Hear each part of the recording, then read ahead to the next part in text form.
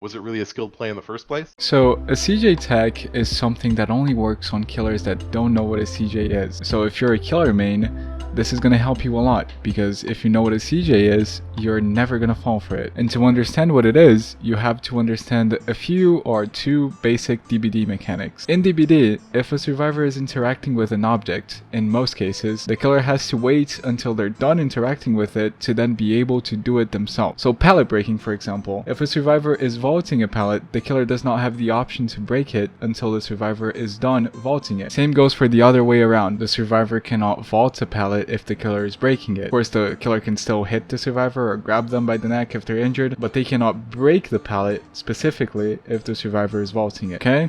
Simple. Another mechanic is the fact that DBD does not offer you the option to have separate keybinds for picking up survivors and breaking pallets. It's all the same key.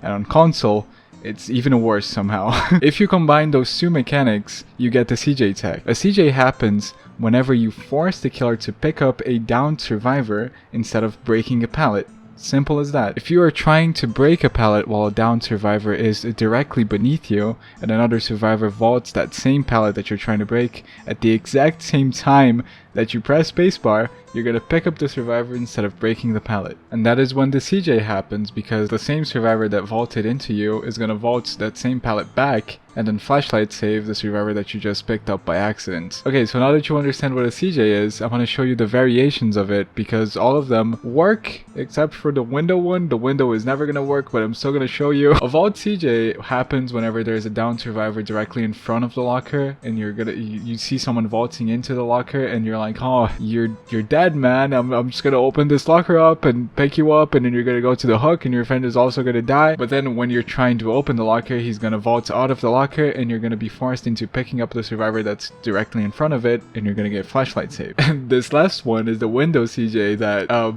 it's just not gonna happen. It's hard to pull off. The killer has to be brain dead to fall for this one, but if a survivor is down directly in front of a window and you vault the window when the killer is trying to vault that same window, you force the killer into picking up the survivor and then you flashlight save them. This can also be useful if you're like in a swift and then someone else does the vaulting for you and forces the killer into picking up, and then a third survivor comes in and flashlight saves. That can be useful, but not when you're trying to do it by yourself, because the timing is way too tight. There's no way you can do it without the killer looking away.